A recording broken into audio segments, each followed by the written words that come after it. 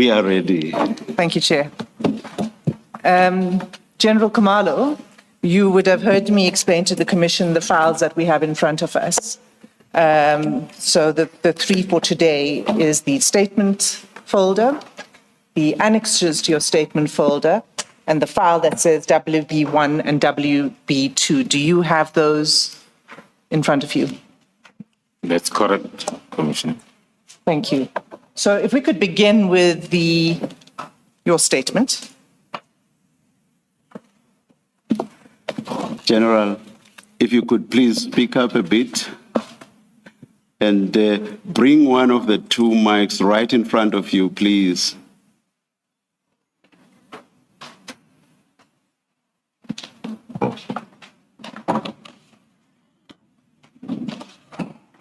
Switch it on. It looks like it's off. Thank you, thank you. Thank you. General, your statement is 78 pages. Can you go to page 78?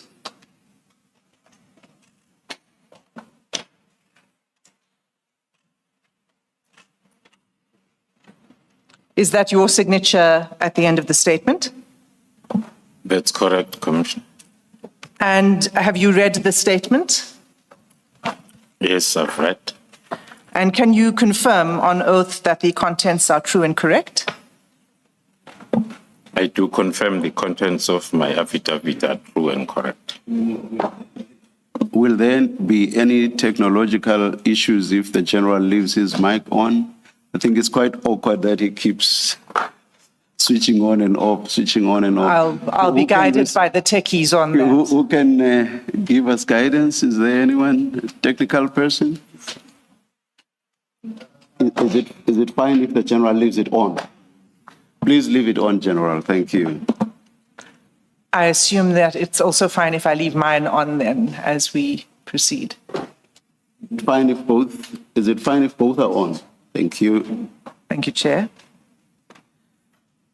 Okay, if we can begin at the beginning. Page 1 of your statement sets out a table of contents, and you've divided your statement into 3 parts. Can I ask you, for those who don't have the statement in front of them, to just go through the headings of your statement so that people have a roadmap of your evidence? Thank you, Chairperson, Commissioners. My affidavit is divided into 3 parts. The first part, or part A, I will be introducing the whole affidavit, and then I'll follow it up with my service history and background in the SAPS, South African Police Service. I'll also give my role within SAPS leadership. And then lastly, under Part A, I'll take the Commission through the establishment of the Political Killings Task Team.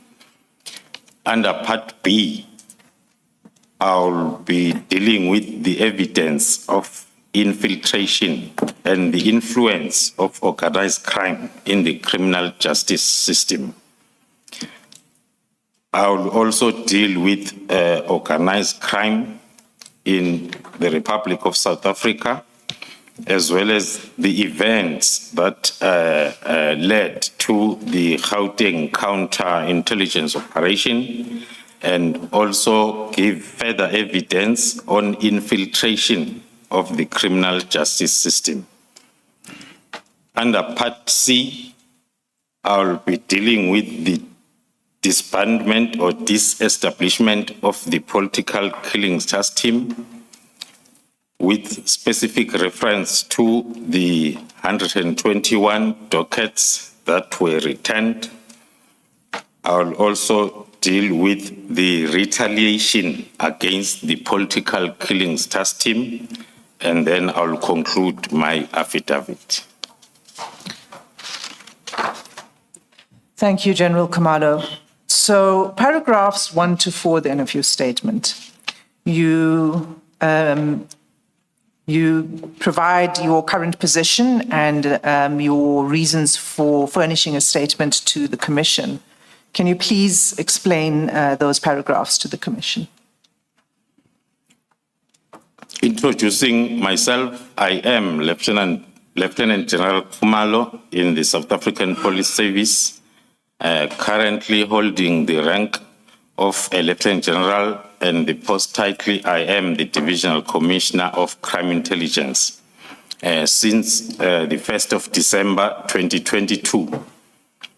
Coupled with my current title and position, I have also been the project leader of the Political Killings Task Team since I succeeded Major General Ramatswele, who retired at the end of September 2018. But from the inception, I was the project coordinator for the Political Killings Task Team since July 2018. In finishing this statement, I'll describe the history of the Political Killings Task Team from its establishment date, and also I will show the role that organized crime cartel played in an attempt to close down the Political Killings Task Team. It is my view that the attempt to disband the Political Killings Task Team was due to the influence of a particular organized crime cartel over the Ministry of Police, as well as the South African Police Service, who mistakenly thought that the Political Killings Task Team was investigating the same cartel. Thank you. Before we proceed to paragraphs 5 and 6, you have indicated that the evidence that you provide today is what you're able to speak of in public, and that there's additional evidence you wish to submit to the Commission. Can you address that, please, with reference to paragraphs 5 and 6? That's correct, Commissioners. Included in my affidavit is all the evidence that I'll be able to share in the public hearing. But alongside this evidence set out in this statement, there is also considerably more evidence at my disposal that cannot be shared in a public space for the following reasons. Sharing some of evidence will expose our methodologies, will expose our informants, the resources, taking also into consideration the high risk, the current threat assessment of the Gauteng organized crime, Gauteng counterintelligence investigation, as it's still ongoing. Also sharing some of the information will compromise the same ongoing investigation. After giving oral evidence on the basis of this statement, I will apply to the Commission for the remaining evidence to be heard in camera, or in respect of the second class of the evidence described above, to defer the giving of such evidence in open hearing until such time that it will be possible to do so without again compromising the current and ongoing criminal investigations. As I've said, for the safety of those involved and the protection of the investigation itself. Can I just check, Mr. Sim, the second class of evidence, General, that you referred to, is that what you have in paragraph 5.2, where you say giving some of your evidence in public would prejudice against ongoing criminal investigation. Is that the second class you're referring to? The second class, Commissioners, refers to if it happens that during the sitting of the commission, there is some of evidence that can safely be shared in public, will do so. Do I understand you to be saying, General, that if current and ongoing criminal investigations reach a point where they're concluded before the Commission has completed its investigations, that you would share that publicly? That is correct, Commissioners.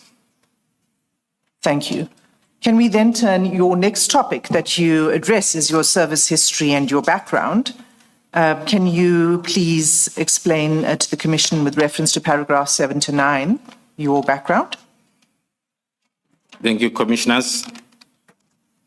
As I've introduced myself, I've been serving as the Divisional Commissioner of Crime Intelligence since December 2022.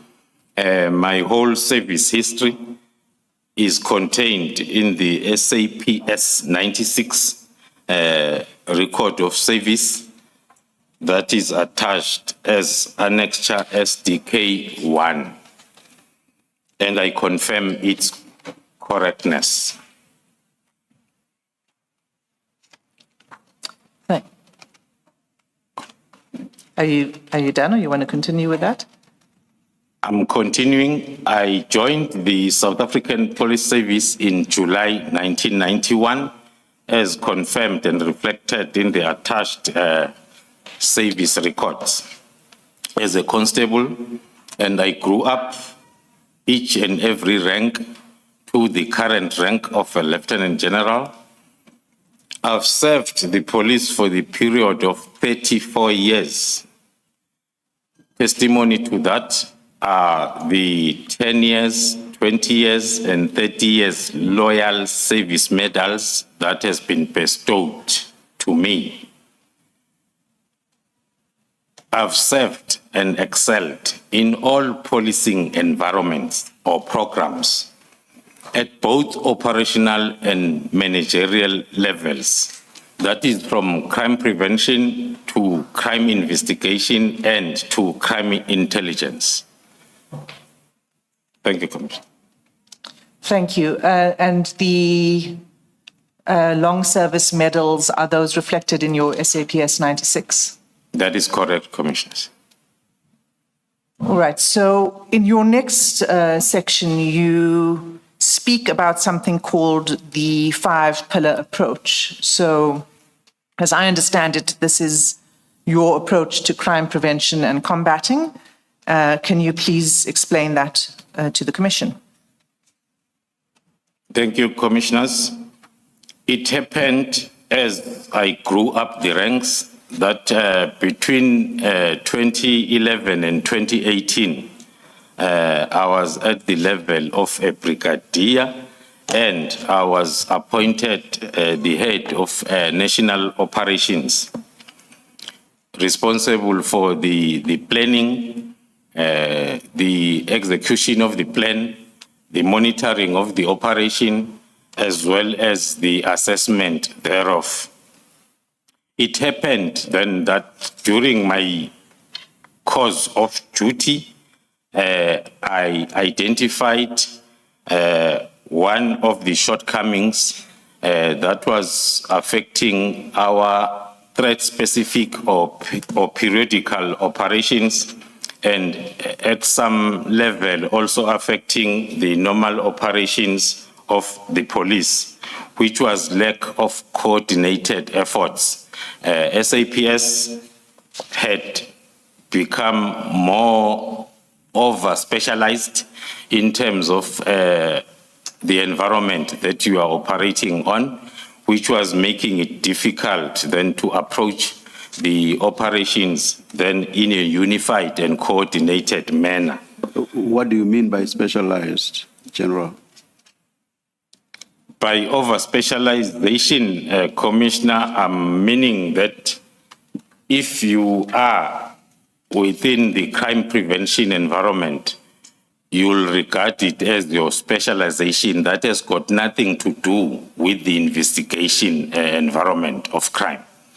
Hence, then it was affecting the coordinated efforts in terms of dealing with a particular crime or threat in an operation format. The initiative then that is normally called and referred to now as five-pillar approach was meant to address that shortcoming. As I've mentioned that during my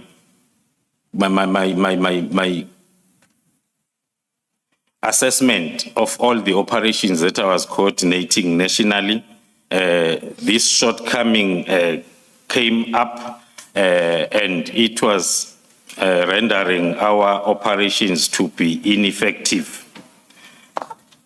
Since then, we had to initiate this five-pillar approach, which was firstly presented to the South African Police Board of Commissioners in 2016, where it was formally approved.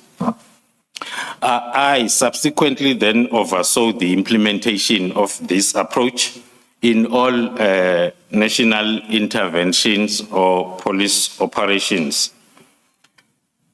Since the introduction of this approach, the five-pillar approach then has been adopted as the standard operational methodology of the whole of the South African Police Service. Before Advocate Hassim asked you to tell us what this five-pillar approach is exactly, I too had a question for you on this. You deal with it in paragraph 10, or I should not even say you deal with it, you mention the five-pillar approach, and you again mention it, let me see where, in paragraph 14 as well, you mention it.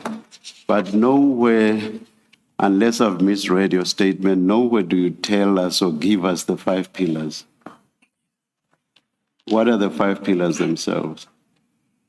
I'm asking because of the later mention in paragraph 14, it seems that it is of relevance. If you had just mentioned it in passing in paragraph 10, I would not have bothered, but paragraph 14 suggests that it is relevant. So that's why I want to know what these five pillars are. So, General, the chair is asking the relevance of the five-pillar approach plan and what the content is. And as pointed out, you deal with it later to say that that is the approach that informed the work of the political killings task team. So it's quite important that you set out what the five pillars are. The first pillar is, the second pillar is, right up to pillar 5. Thank you. Thank you, Commissioners. The first pillar talks to the intelligence gathering, coordination, and analysis. The second pillar talks to the proactive approach in dealing with crime or a particular threat. The third pillar talks to the more combat approach in dealing with the particular threat. And pillar number 4 talks to the reactive through detection. In other words, focused investigation of reported cases. Pillar number 5 talk to communication and liaison aspects of the whole approach. But as the chair has indicated, I will dwell much on those pillars when I get to paragraph 14 and linking this five-pillar approach to other operations where it has been used with more specific reference than to the political killings task team.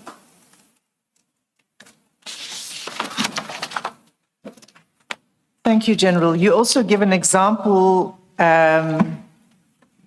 Is the example that you provide in paragraph 12 an example of the implementation of this approach?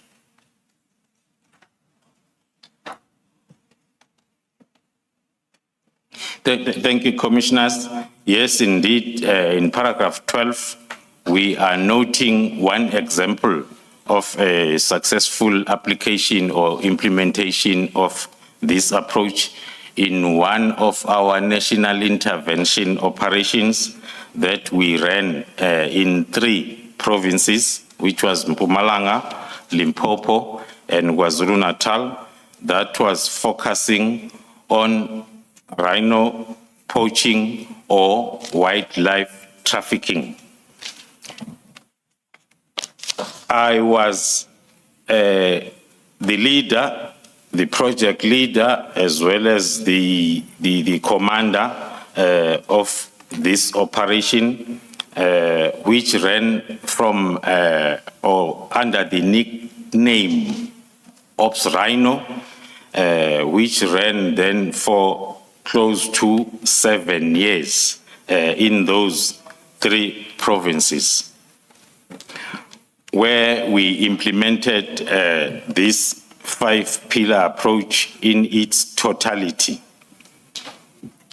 The operation itself happened then to coincide with a need for us to develop the strategy that was going to be implemented in the country in dealing with wildlife trafficking.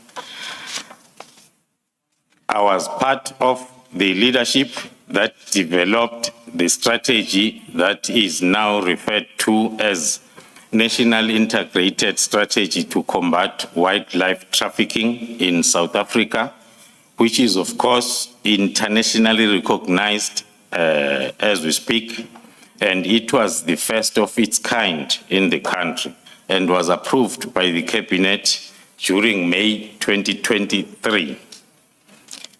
The primary objective of the strategy was to guide the law enforcement agencies in South Africa and to equip them with necessary resources to reduce and prevent the escalating problem of wildlife trafficking. It was recommended by the Cabinet as a more practical tool for the investigation and prosecuting of wildlife trafficking syndicates internationally. Thank you. General, where you say it was recommended by Cabinet, you mean commended by Cabinet? I'm sorry, That's what you Commissioner, say- it that's was what you say. commended, yes. And so, General, as I understand, because you're still busy dealing with your background, are you going to return to the issue of this approach to investigations when you talk about the work of the PKTT? That is correct, Commissioners. I thought of explaining this approach at the beginning of my affidavit because it will assist us as we go through the methodology that is currently utilized in the political killings task team. Thanks. All right, so can you, in paragraphs 13 to 16, you speak about crime investigation and your role since your background since 2018. Can you briefly take the Commission through that? Yes, Commissioners.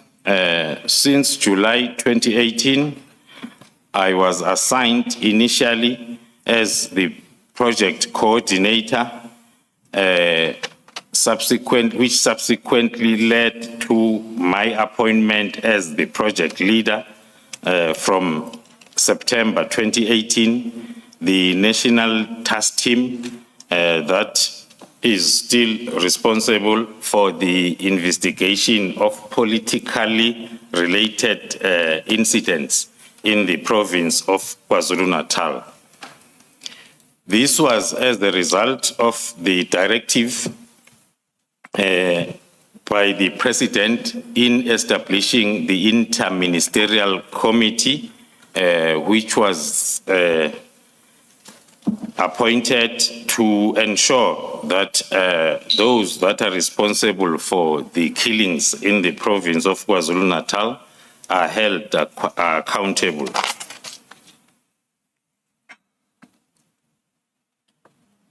During my initial days in the project, it became clear from also the assessments by the Inter-Ministerial Committee, as well as ourselves as the new command, that the investigations in these cases were not yielding any successful results for a variety of challenges that I will also indicate as I move on with the briefing on the establishment of the political killing task team, as well as methodologies employed.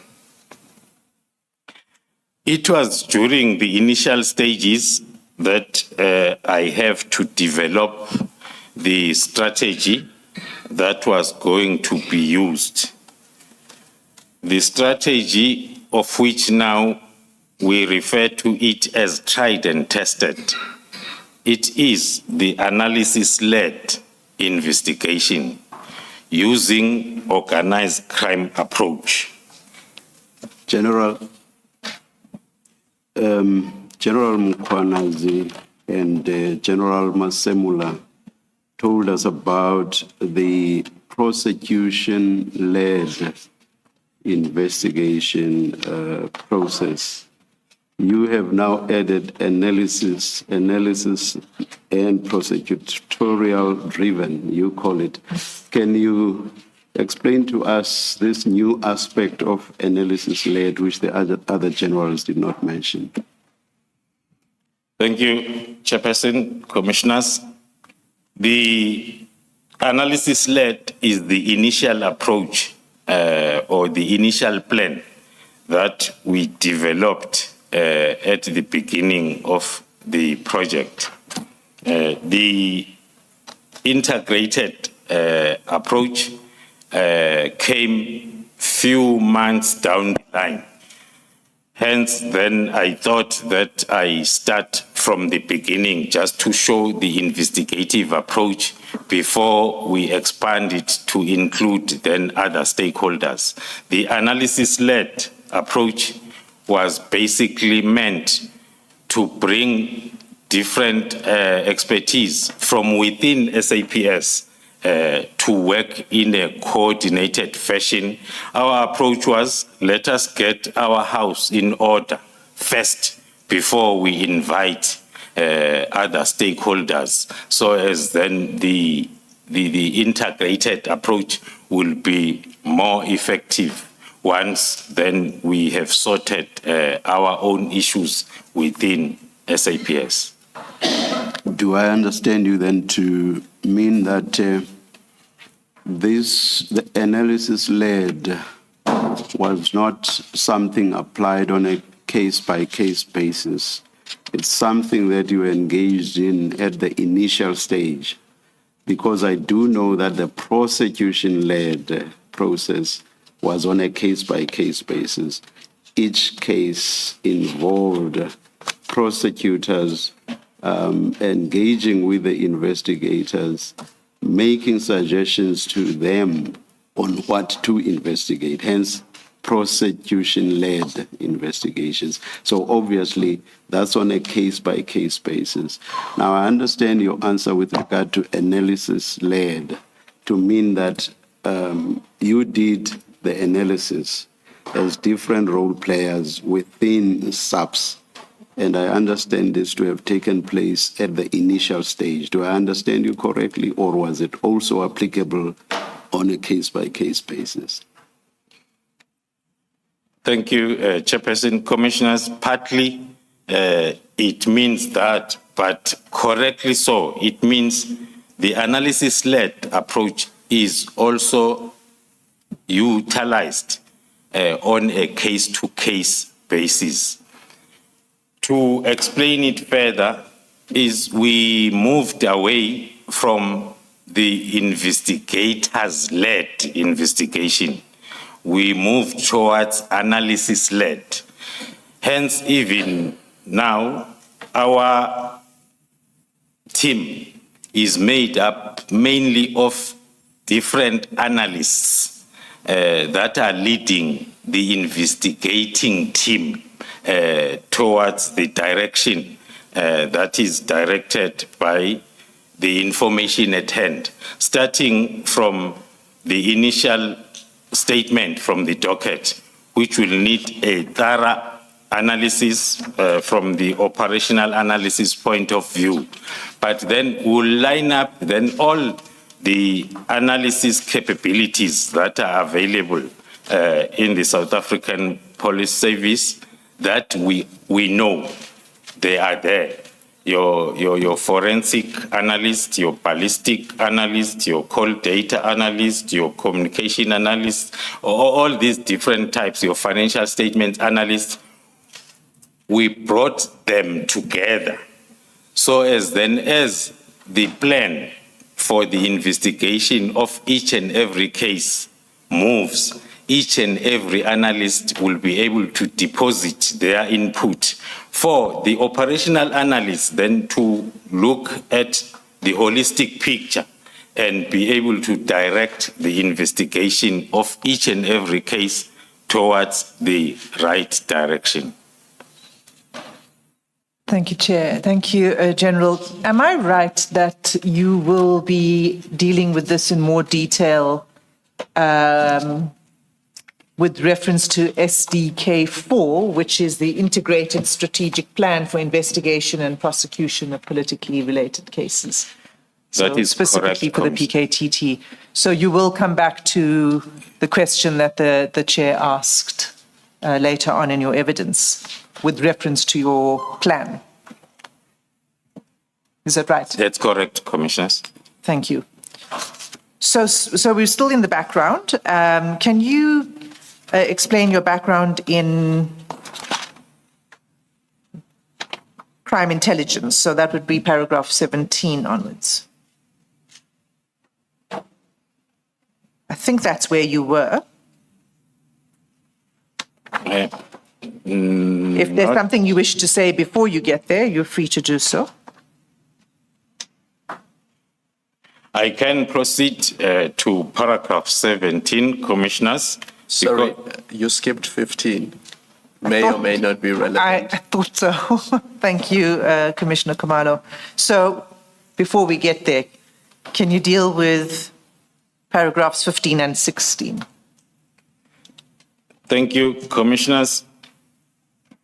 Paragraph 15 and 16 are the extension of the explanation as to how we assess the analysis-led investigation that was implemented in the political killings task team.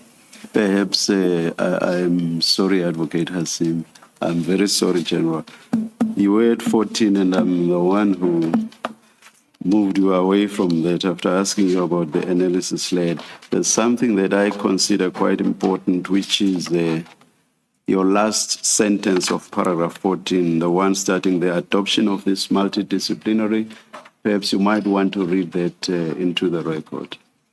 So that's the last sentence of paragraph 14. Thank you, Commissioners. The adoption of this multidisciplinary national task team underpinned by the five-pillar approach that is coming from the experience of how both proactive and reactive activities or operations in the SAPS were not so effective. The five-pillar approach became also the basis of the approach in the analysis-led approach of the political killings task team and proved highly effective and as it is now regarded as the benchmark for tackling contract killings of any kind. That's fine, thanks.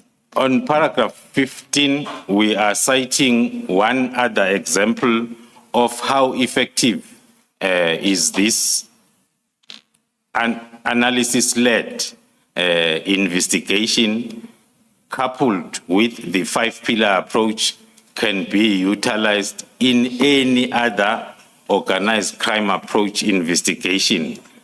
We're citing an example where the same political killings task team was assigned to the Eastern Cape in the University of Hare to investigate a series of murder and attempted murder cases that are totally not related to the political environment or killings. There were incidents where the university officials and staff were targeted. It is during those investigations utilizing the same analysis-led in the Eastern Cape where then this approach proved to be effective and proved that it can be utilized in any investigation of contract killings, not only to the political killings. I will dwell much on the investigation or the extension of the mandate of the political killings task team to the Eastern Cape, more specifically University of Hare later on, Chair. Can I ask you, General Khumalo, when was there already an investigation ongoing in the Eastern Cape with regard to the University of Hare, or were you, as a PKTT, brought in to begin investigating? Thank you, Chair. It's one of the yardsticks that we use to assess the effectiveness of the approach, because as was the case in the PKTT KZN, the cases that were assigned to the team were the cases that have been investigated before, either by the general detectives at station level or organized crime units then at provincial level. So same in the Eastern Cape, the cases that were referred to the team were the cases that have been investigated before at station and provincial level. And why do you emphasize that? Why do you emphasize that these would be cases that had been investigated in the conventional way or by some specialized units, but were then taken over or given to the PKTT? What's the significance of that? The historical aspect of them having been investigated by some other sub-entity before. Thank you, Commissioner.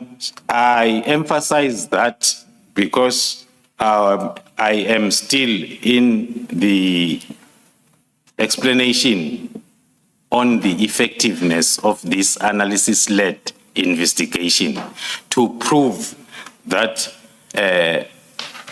investigations on the same case that were done utilizing the traditional way of investigation seemed to be not effective. Hence, then, as we implemented it in KZN and it became successful, and we were roped in the Eastern Cape, it also became successful. Hence, then we concluded that it is the effective approach on the investigation, more especially of organized contract killings. I thought that's where you wanted to go, but you kept silent at some point, and that's when I decided to ask you the question. You anticipated my question, Chair. My apologies, Advocate Nancy. Are you satisfied with the answer? I was too quick to the draw, I guess. No, I'm satisfied. Thank you. Thank you. General, can you explain for the Commission your background in crime intelligence? And so now we will be dealing with paragraph 17 to 19 of your statement.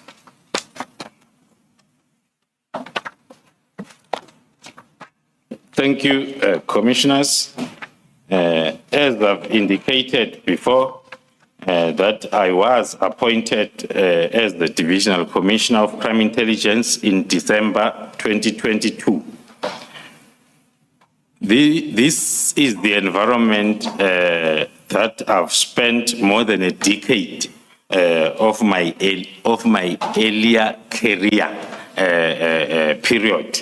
It is normally referred to as non-commissioned period from the rank of a sergeant up until then the rank of a junior officer, a captain. I was within the crime intelligence environment. And also between the year 2011 and 2012, I was appointed, I was by that time then at the level of a brigadier within the Division Operational Response Services. But between the year 2011 and 2012, I was appointed as the acting head of counter and security intelligence in the Division Crime Intelligence. Sorry, Advocate Asim, can I just get clarity on this? General, as Divisional Commander of Crime Intelligence and Project Lead of PKTT, where were you based? Were you in KZN or in Pretoria? Because you said in your intro that the crime syndicates had mistakenly assumed that the PKTT was investigating them in Gauteng, specifically in Johannesburg. So I just want to get clarity. Where were you based throughout this period, let's say from 2022 to 2024? Thank you, Commissioners. Between the period 2022 to date, or to 2024, I was based in Pretoria as the Divisional Commissioner Crime Intelligence full-time.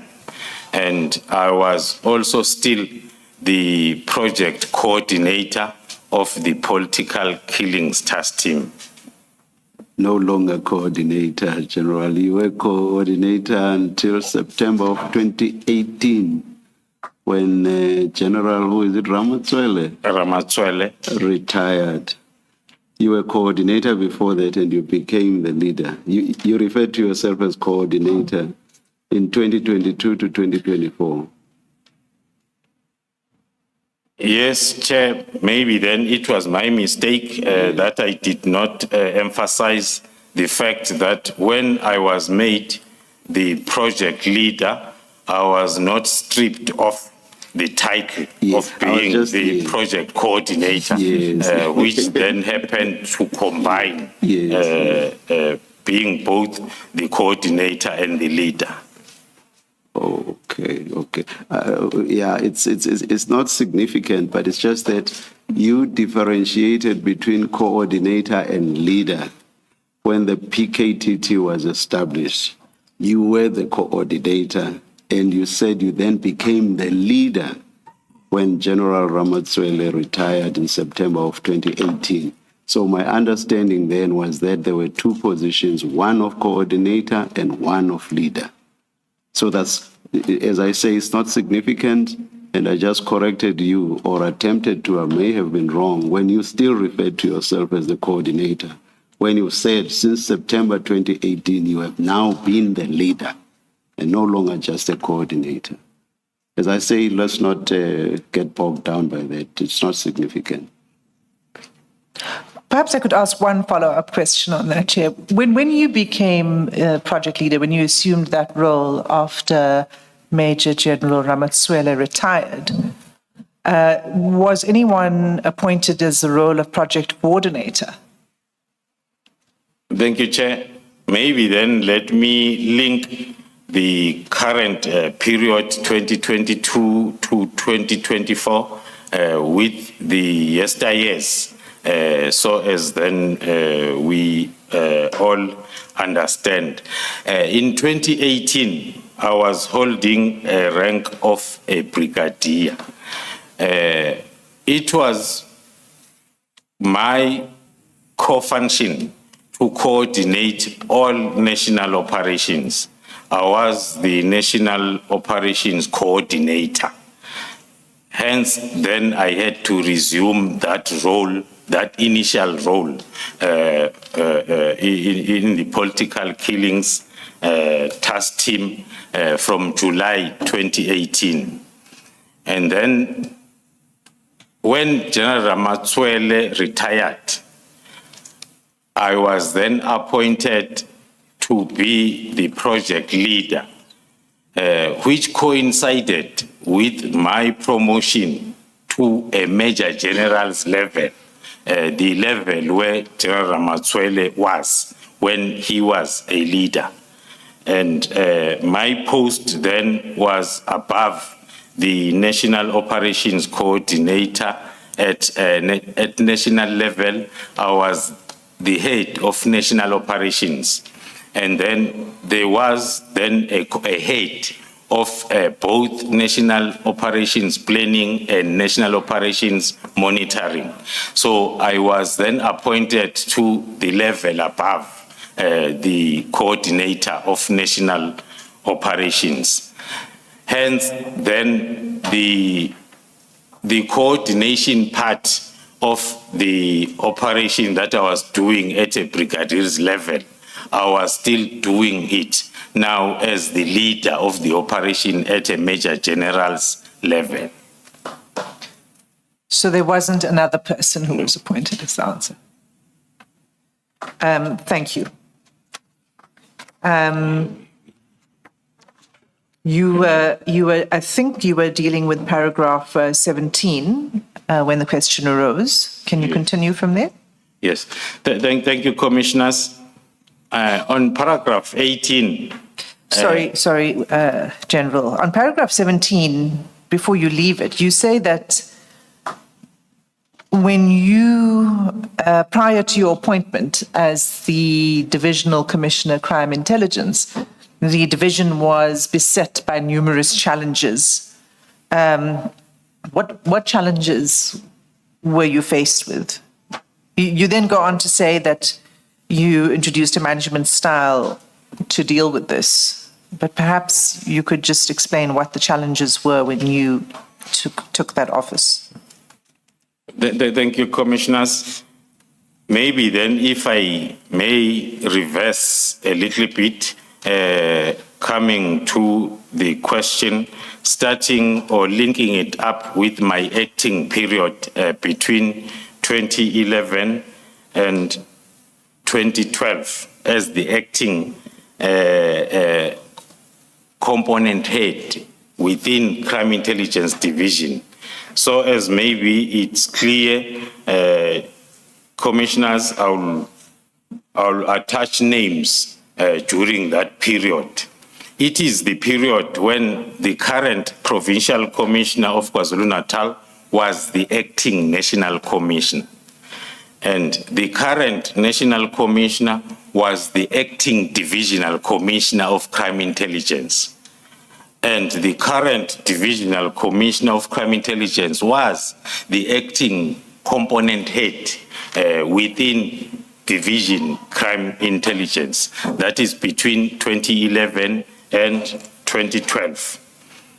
The reason why I reverse a little bit before I come to my second homecoming from 2022, it's because I want to highlight the issues that will then help us understand the paragraph 18 on my affidavit.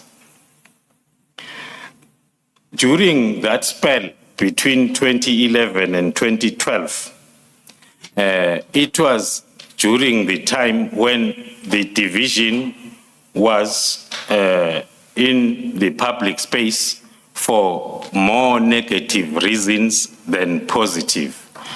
One might say similar to what we experienced since the beginning of this year. The critical issues, without explaining them more, because they are reflected on the state capture report that are talking specifically to the division crime intelligence. So during 2011 and 2012, there were attempts by the acting management that I've cited to put a stop to most of the issues that were negatively affecting the environment. To sum them up, there was a misuse of resources as well as methodologies of the environment. And then during those acting years, attempts were made to correct all those mistakes. If I may refer to the testimony by the then acting national commissioner who came before this commission as the provincial commissioner KwaZulu-Natal and expanded more on the happenings and experiences in relation to crime intelligence during those acting periods. So the division was attempting to move away from those situations.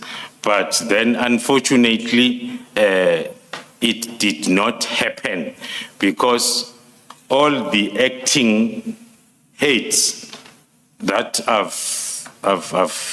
cited then happened then to be moved away prior to the finalization of that project of trying to turn the environment around. If your reference to those that were acting includes General Mkhwanazi, I understood him to say that he decided to leave and left.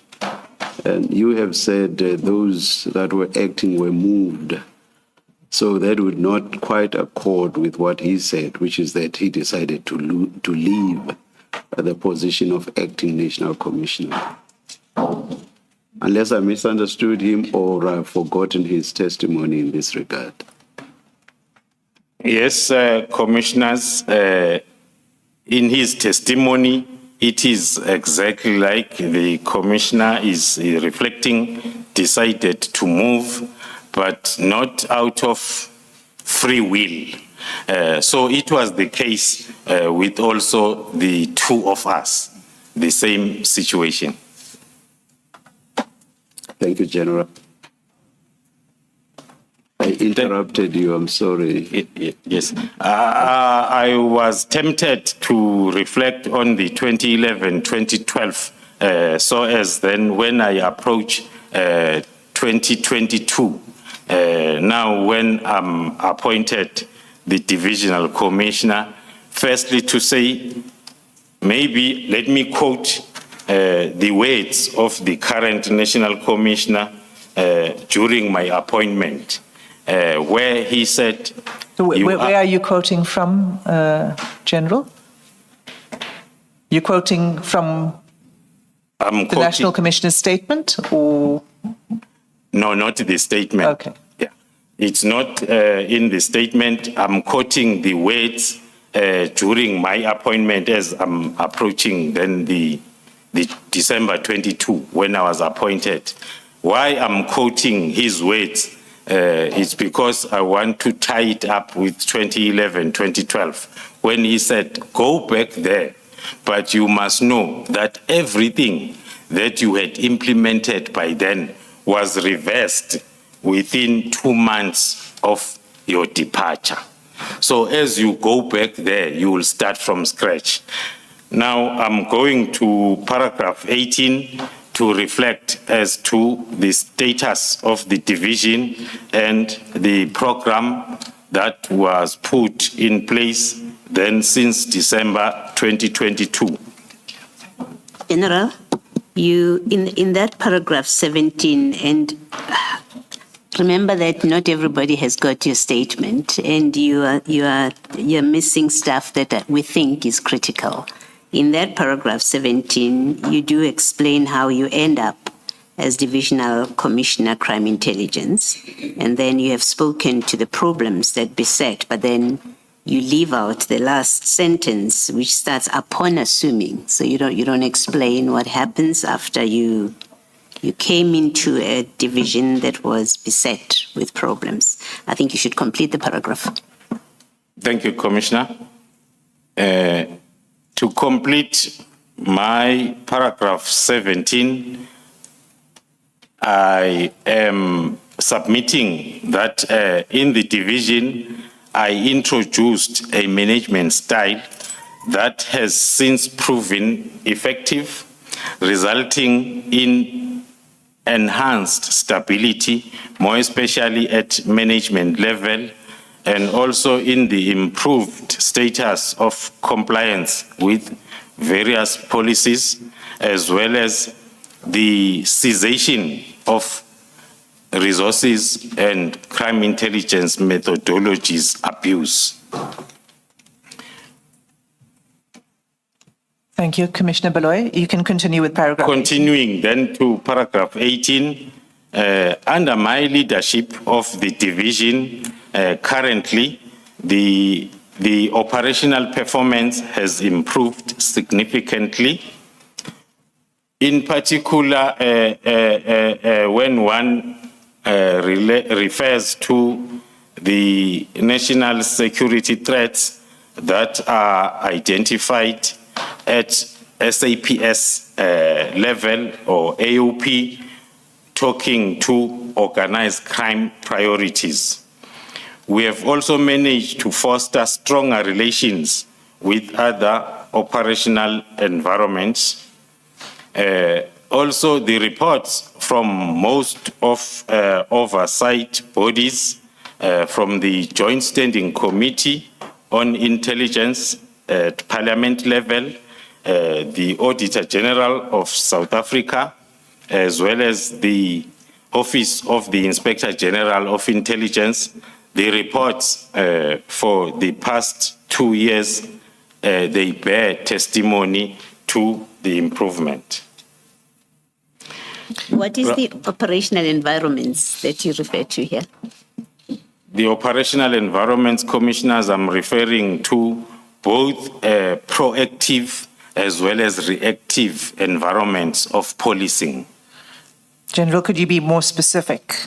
So if you're talking about reactive environment, are you talking about prosecution environment, or to be more specific?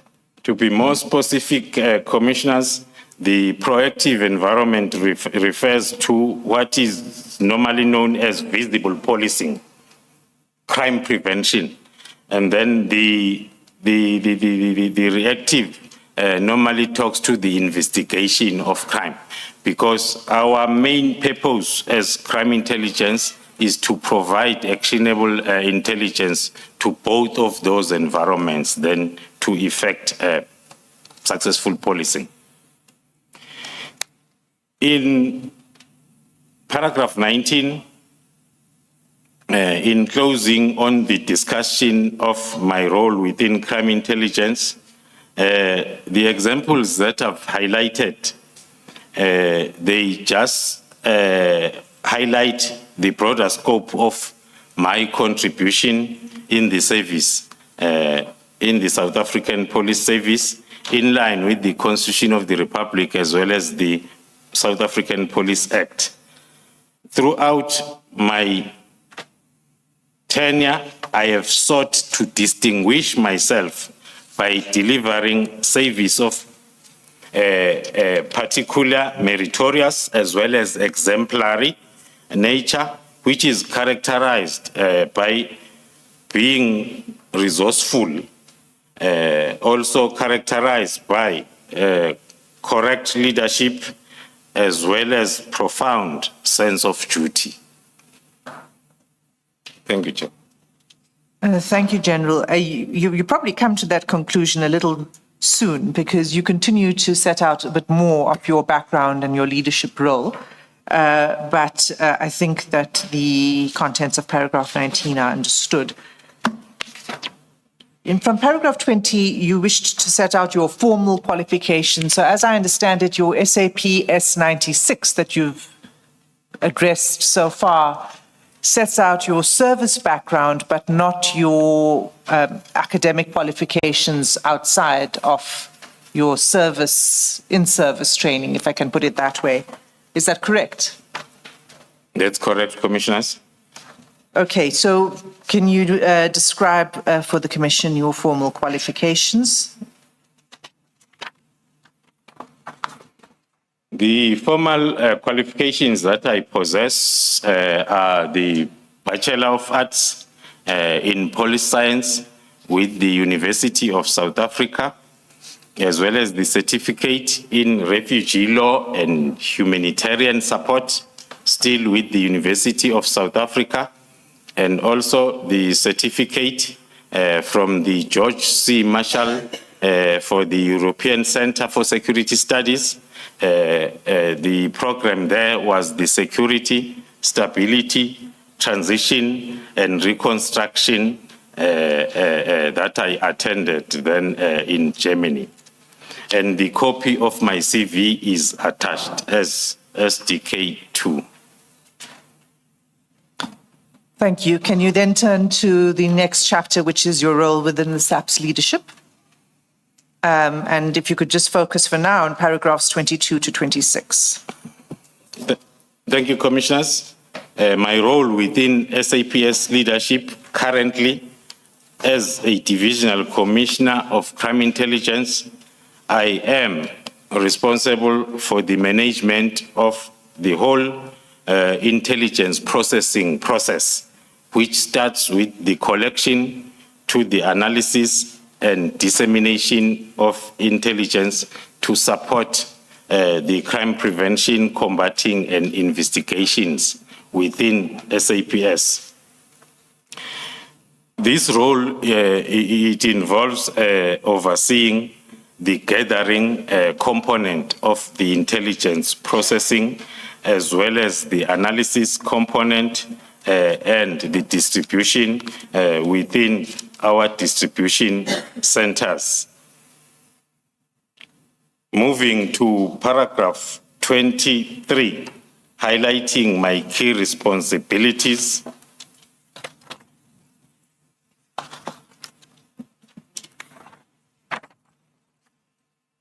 My responsibilities are firstly in terms of the National Strategic Intelligence Act.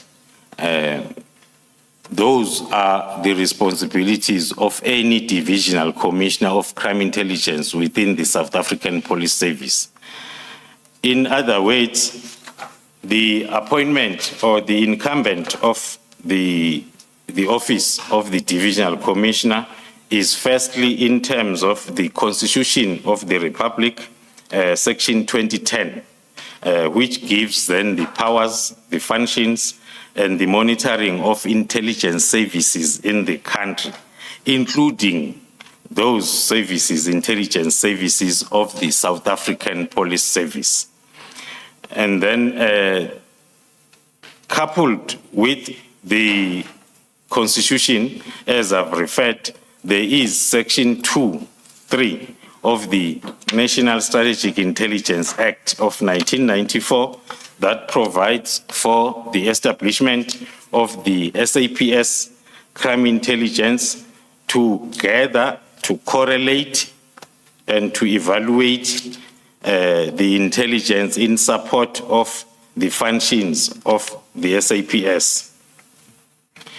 Before I proceed with the list of the key responsibilities from paragraph 23.1 to 23.8. Commissioners, as I go through the responsibilities, I felt that I need to explain the modalities of accountability within the environment. I referred to the environment as established in terms of the Constitution as well as the SAPS Act, and also in terms of the National Strategic Intelligence Act. That then will tell us that the SAPS crime intelligence accounts for both overt-related activities together with all other South African Police Service divisions to the Portfolio Committee of Police in Parliament, accounting for Program 4 of the South African Police Service. And the very same division, because of its establishment under the National Strategic Intelligence Act of 1994, together with other intelligence agencies, it also accounts now for covert-related activities to the Joint Standing Committee on Intelligence, also at Cabinet or Parliament level. Going back to my responsibility as listed on paragraph 23 of my affidavit. First one is the intelligence management that talks to the whole intelligence cycle from collection to analysis as well as dissemination. The second responsibility talks to the strategic oversight, where the environment is expected to collect and package strategic intelligence for the provisioning of such intelligence to the National Intelligence Coordination Center, together with all other intelligence agencies. The provisioning of actionable intelligence to the crime prevention and investigation, and to manage the resources, both overt and covert, and also to liaise and coordinate with other foreign intelligence agencies through the platforms that are in place, like Interpol and also the SADC region coordination of intelligence. As I've reflected, the key responsibility is talking to the dissemination or ensuring that the intelligence products are disseminated then to operational environments as well as at strategic level. The other key responsibility is to ensure compliance with legal requirements, both on Program 4 or within SAPS, and also the legal requirements then that are guiding the intelligence agencies of the country, and to ensure that there is support services then that is looking after all operational environments of the division. You can continue. In explaining those key responsibilities, commissioners, one will then deduct that it means crime intelligence remains the cornerstone of SAPS operations. More especially if we look at the shift of our traditional crime threat analysis, moving or leaning more on organized crime, that then will tell us that this is the crucial time where then the effective intelligence within SAPS will be required. Without getting into details on paragraph 25, I am indicating that crime intelligence utilize both conventional and unconventional methods in terms of collecting intelligence for operational purposes. In paragraph 26, also, which is in line with my conclusion, as per the previous stanza on my affidavit, my extensive experience within the division crime intelligence is positioning me to address the critical issues, more especially that are referring to the infiltration of both the division as well as the South African Police Service by criminal cartels. Having served in these key leadership roles and also managed sensitive intelligence operations, I've gained in-depth understanding of sophisticated methods that are applied nowadays with organized crime groupings to compromise the operations of South African Police Service as well as the operations of the division itself. This background allows me to identify vulnerabilities in advance and then implement the most effective countermeasures, and also because one of our responsibilities as the division crime intelligence is to implement counter-intelligence measures that are directed towards protecting the operations of the South African Police Service from both the internal within SAPS and outside of SAPS from making our operations then unsuccessful. You mean the internal and external threats Yes. to the work of the SAPS? Yes, commissioners. It is very unfortunate, commissioners, that nowadays these 2 points of threats are more made possible with the strength of the internal part. The interventions in the SAPS have never been so important like nowadays because of the level of threats that are from within the department or the organization itself. On my next part of the statement, I will be focusing on the PKTT, its establishment, expanding on its working model as well as successes, and also to demonstrate the reasons related to the ineffectiveness that have never been seen before or made to be ineffective of the political killings task team as a reason for its disbandment. Thank you, Chair. General Khumalo, before you turn to the establishment of the PKTT, when you speak of the threat being so pronounced, is that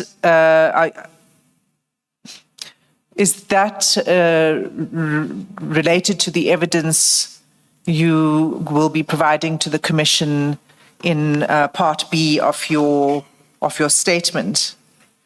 And perhaps in camera, is that what you mean by the threats? Will you be speaking to those? And that is very correct, commissioners. It refers to the level of internal threats that are making it easier for the external threats to thrive, more especially facing the levels of organized crime that we have to deal with within the country.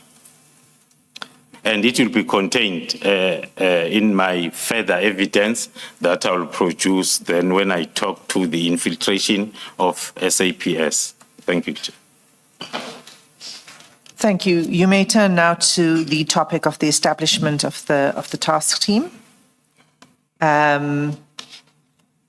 And you could begin with, from paragraph 27.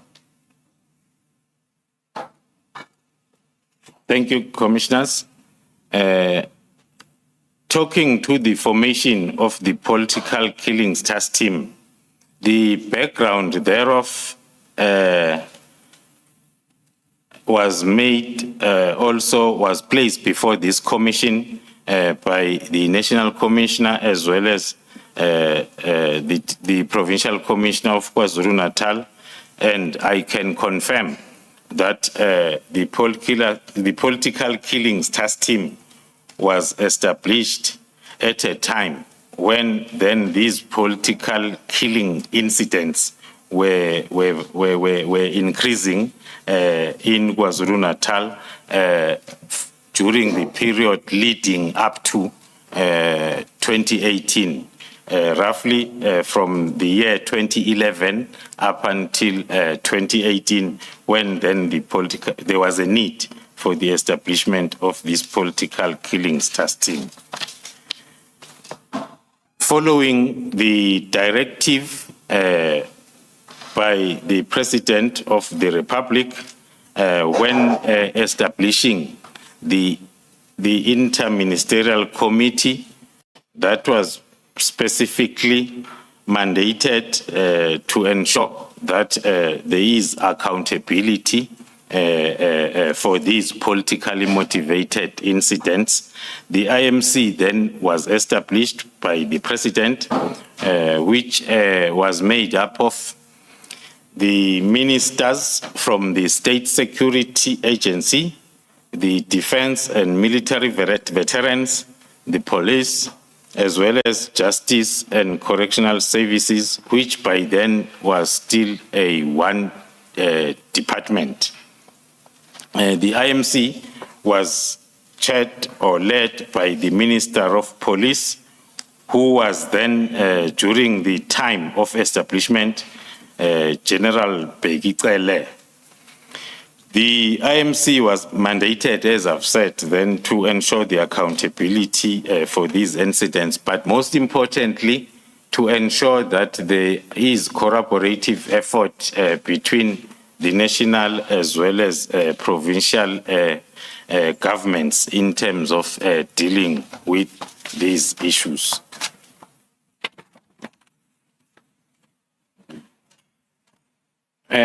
Commissioners, maybe then I will take an opportunity between or from paragraph 29 to 30 to explain the common misperception that we have seen and heard around the establishment of this political killings task team.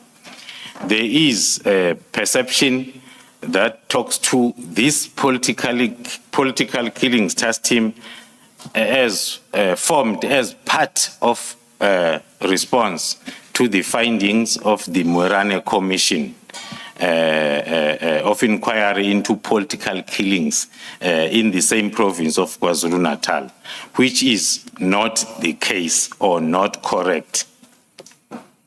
As far as I recall, more especially as I was part of the initial stages of the political killings task team in July 2018, the Moerane Commission findings were only published in 2019, when the political killings task team was in place or established already. As I've indicated, the processes of establishing the political killings task team started in May 2018 with the planning and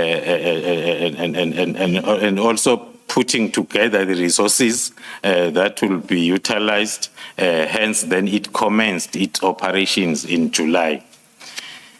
Of course, the Morano Commission had findings that came after the team was already established. One of the findings talks to the loss of public confidence in the criminal justice system in that province in relation to these cases that are politically related in nature.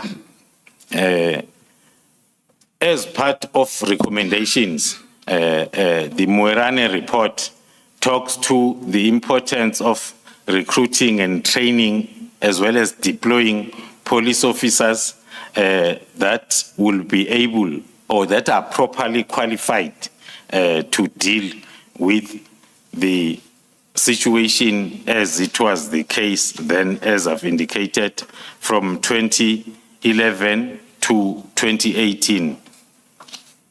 One can safely say that it happened that most of the recommendations by Moerane Commission were implemented in advance by the political killings task team, which was already in place. So those findings are contained in our initial threat and risk assessment of the threat that we had to deal with, which is political killings in the province. General, did the Moerane Commission, did it consider the work of the PKTT at all? Or the PKTT as an organization at all? One can speculate, commissioners, that it did because the political killings task team was already in place when then the commission was still continuing. There were participants to the commission that were also part of the political killings task team leadership at strategic level. Thanks, General. Would it be correct then to say that the extracts that you've quoted from the Commission, from the Moerane Commission, resonated with what you were observing in your leadership role as a PKTT? Would that be correct? Yes, Commissioners, that will be correct. As we move along implementing our concepts within the political killings task team, we were also putting the Moerane Commission findings and recommendations on the table, so as then we can see that we are not off track. There are areas that are talking to the recommendations of Moerane Commission that were implemented after the Moerane Commission's report. Thank you. Can you go to paragraph 31 then, to 34, where you speak about the constitution of the PKTT?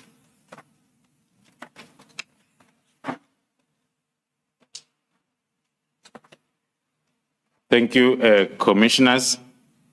On paragraph 31, I am submitting that the political killings task team was